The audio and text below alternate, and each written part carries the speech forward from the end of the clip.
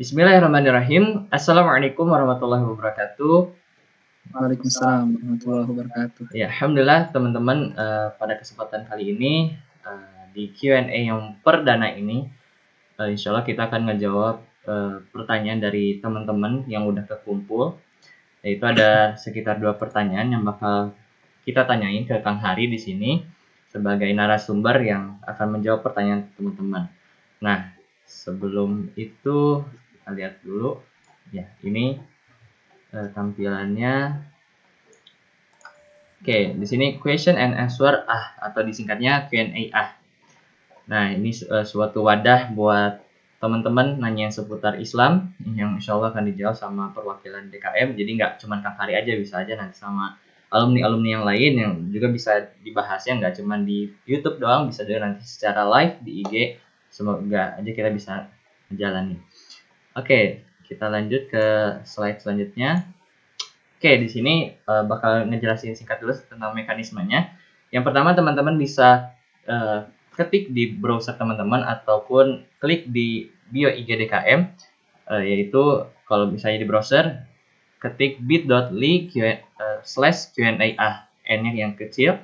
Begitu isi data singkat diri teman-teman, lalu ketik pertanyaan teman-teman.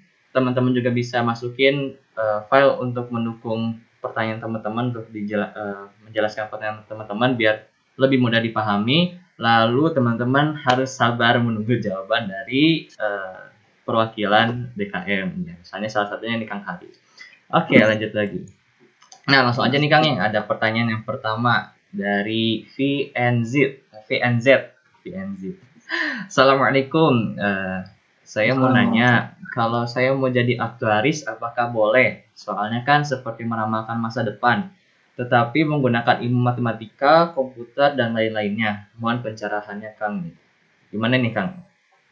Oke, bismillahirrahmanirrahim. Oke, ini menarik juga nih karena kemarin dibahas kalau kita tidak boleh meyakini suatu ramalan ya. Nah, ini juga ada bahasanya sebenarnya. Ya intinya prediksi kan, tapi prediksi itu bisa diartikan juga sebagai kan sebenarnya bisa meramal juga. Kayak misalnya ada orang yang dia bisa memprediksi naik turunnya sesuatu nilai mata uang misalnya. Oh iya, kapan naik, kapan turun, maka kapan saya beli misalnya, kapan saya jual gitu misalnya. Akang nggak lagi ngobrolin tentang boleh atau enggaknya tentang itu ya, tapi ada yang seperti itu. Nah, pertanyaannya boleh nggak sih yang seperti itu? Nah, kalau kasusnya ini ya tentang matematik, komputer dan segala macam, justru matematik, komputer dan macam-macam ini didapat bukan dari sesuatu yang gaib.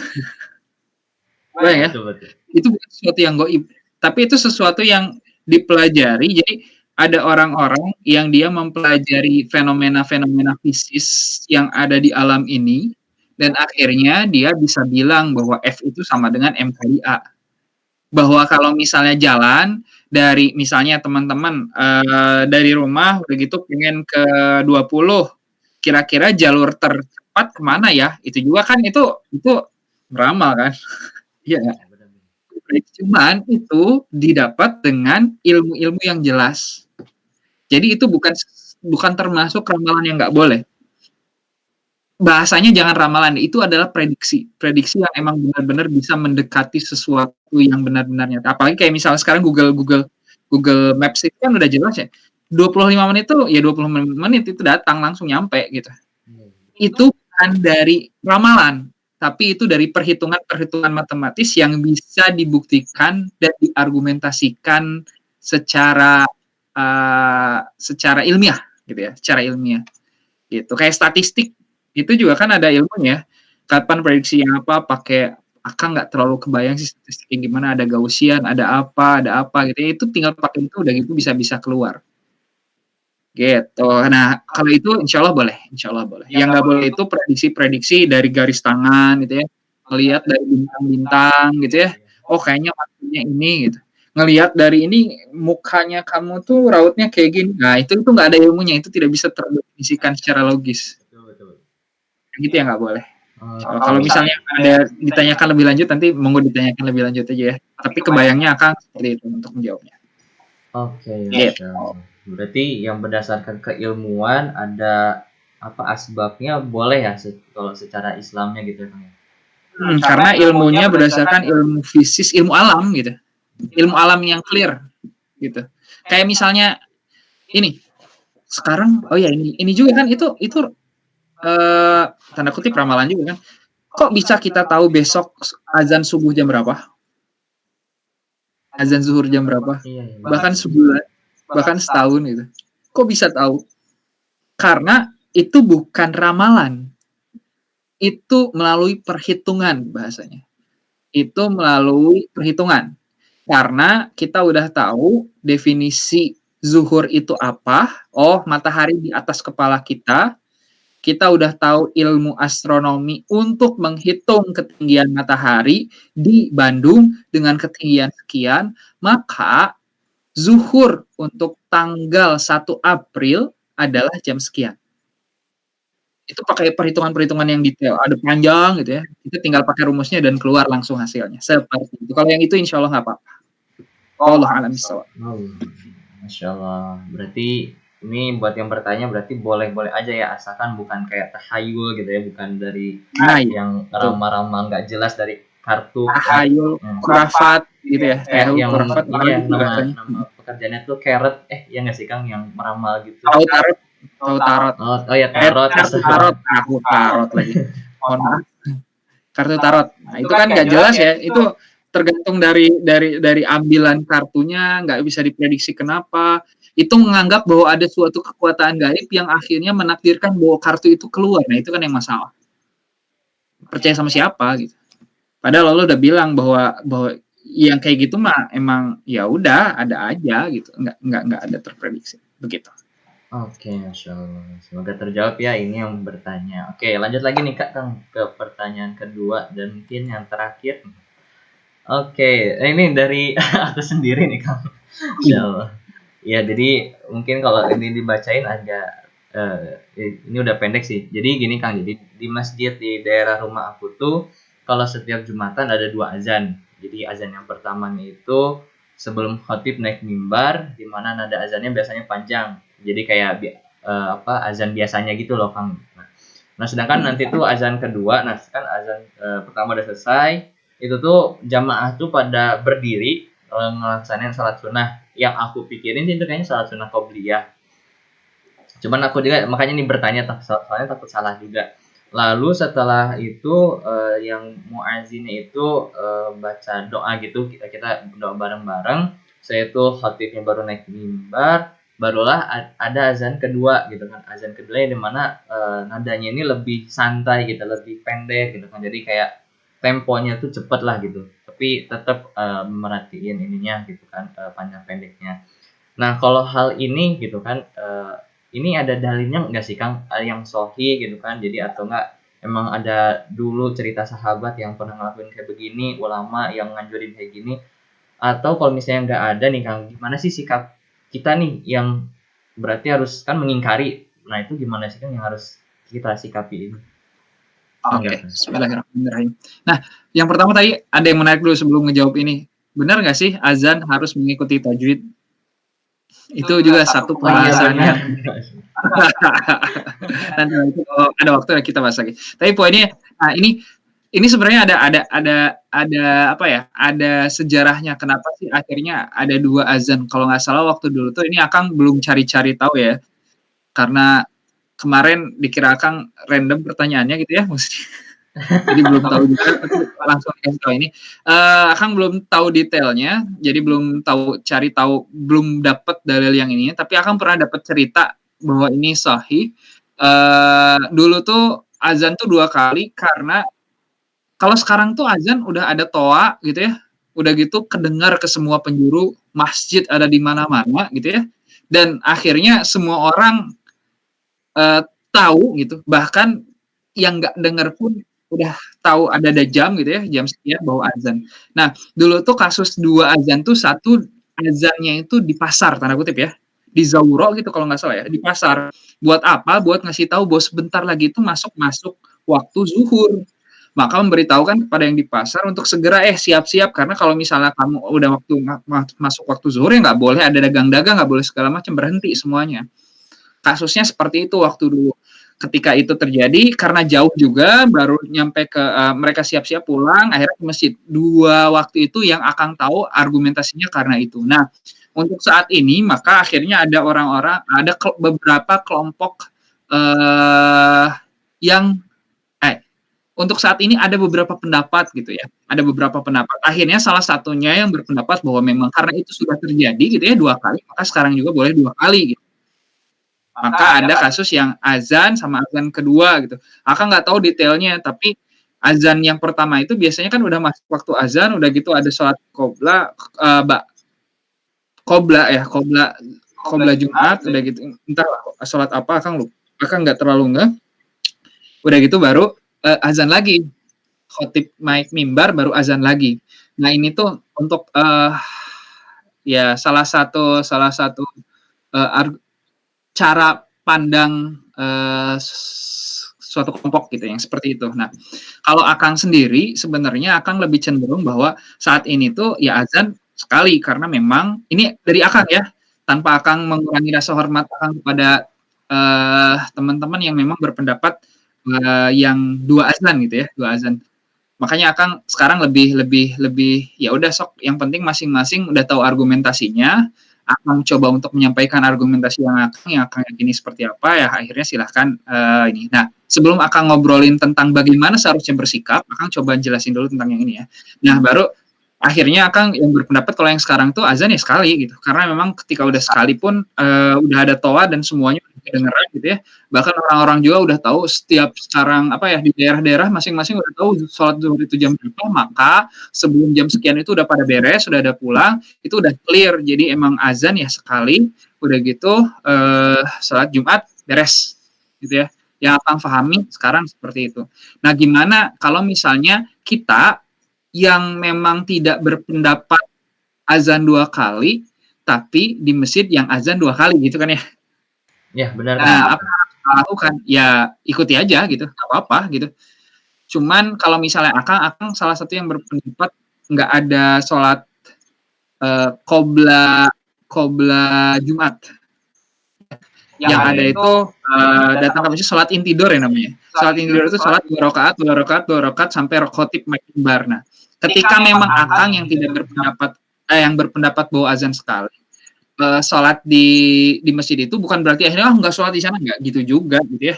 Ya di sana ya ikuti aja di sana. Cuman ketika memang sudah azan yang pertama ya kita tidak melakukan sholat apapun. Ya kecuali sholat-sholat yang memang boleh misalnya baru datang gitu ya pas azan gitu ya. Berarti kan sholat tahiyatul masjid gitu ya. Iya, benar. Nah, gitu misalnya, ya itu ya silahkan gitu, nggak apa-apa. Tapi kalau misalnya niatnya qobla ya Akang enggak gitu. Jadi Akang lebih ke seperti itu aja, bukan berarti nggak boleh, silahkan datang ke sana. Nah, gimana caranya biar dia bersikap ya sikapnya ya biasa-biasa aja. Maksudnya sama-sama saling memahami aja bahwa ada yang begitu, ada yang seperti itu berpikiran, yang berpendapat seperti itu, ada juga yang berpendapat mungkin seperti Akang. Ada juga kasus-kasus yang gimana kalau kebalikan gitu. Ada masjid yang memang azan sekali tapi dia berpendapat 2 kali, kan mereka juga ngikutin aja gitu ya.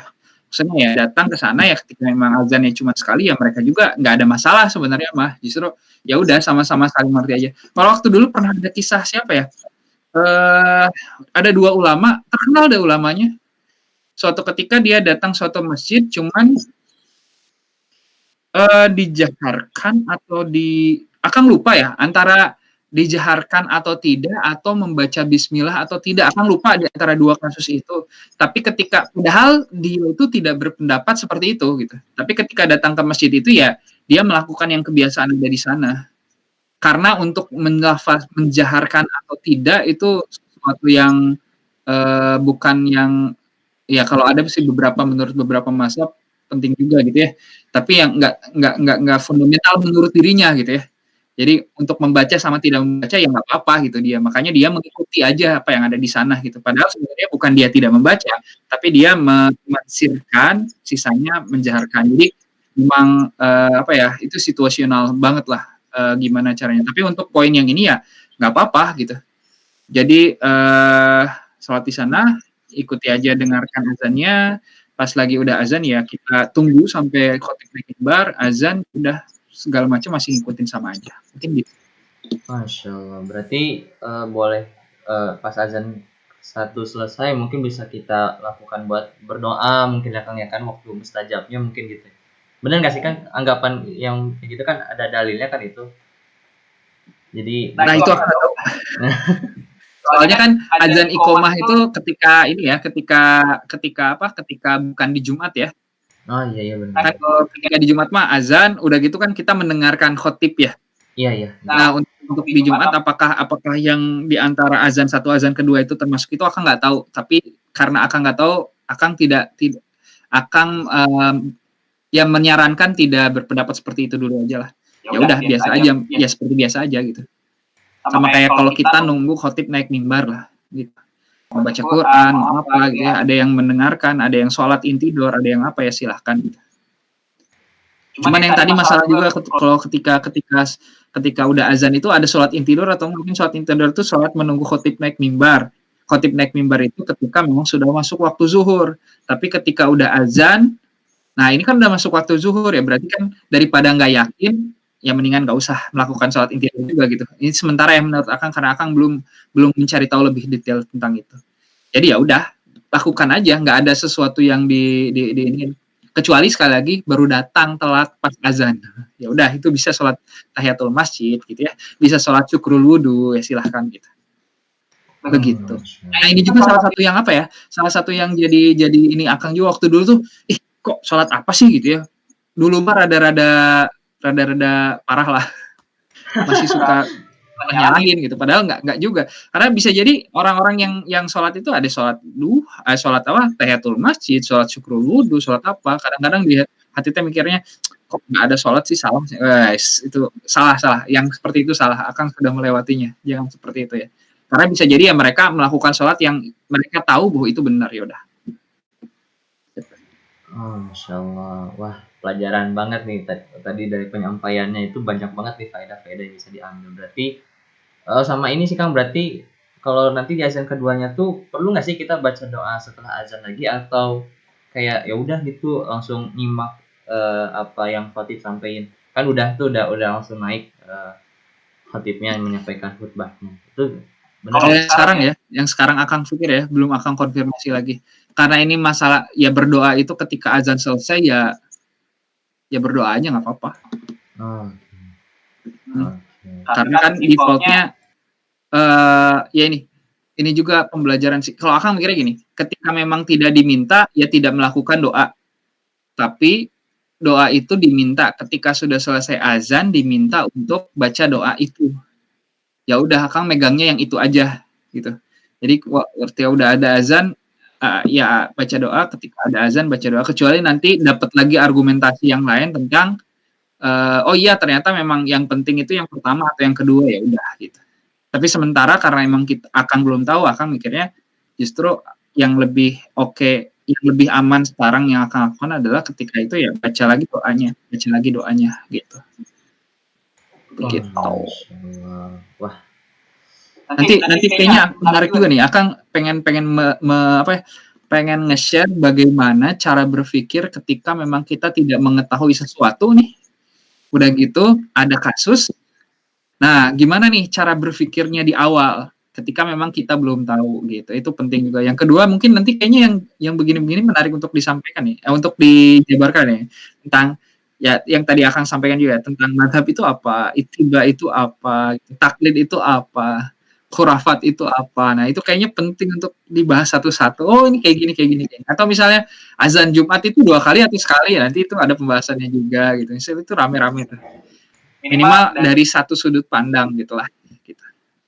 Wah, Masya Allah. Ini jadi PR juga nih buat pengurus bisa mewadahi buat kita memperkaya pengetahuan tentang Islam. Tapi emang benar-benar emang perlu sih Kang gitu kan, dimana nanti kan ya kita pasti menyebar kan kemana, kita nemuin perbedaan kayak gitu. Kalau misalnya kita nggak tahu, wah bahaya juga gitu kan, takutnya ternyata salah apa yang kita lakuin kan lumayan kan jadi berdampak buat kitanya. Terus samping mungkin kan karena kalau misalnya emang nggak tahu ada ada ya dimaklumi mungkin gitu ya Kang ya. Tapi lebih baiknya ya memang kita kan cari tahu ilmunya dulu kan sebelumnya.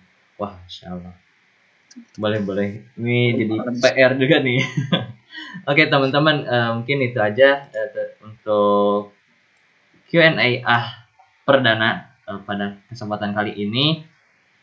Jazakallahu khairan, Kang Hari udah ngejawab pertanyaannya walaupun baru 2, tapi ini udah lumayan dapat faedah yang banyak. Semoga tadi teman-teman bisa nyatet apa yang Kang Hari sampaikan, jadi memperkaya wawasan kita juga. Mungkin itu aja paling Kang, atau ada yang mau disampaikan lagi Kang buat closing statementnya? Cukup itu aja kayaknya. Oke, Masya Allah. Oke, mungkin itu teman-teman.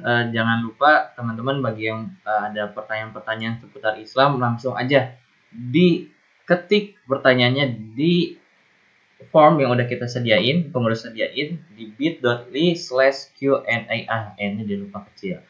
Nah, semoga nanti bisa dijawab oleh perwakilan DKM, yaitu salah satunya Kang Hari, dan juga nanti kita akan menghadirkan alumni-alumni yang lain untuk menjawab pertanyaan dari teman-teman. Itu aja teman-teman, mohon maaf jika ada kesalahan. Semoga kita bisa ngambil faedah ilmunya dari Kang Hari dan juga yang kita bahas hari ini.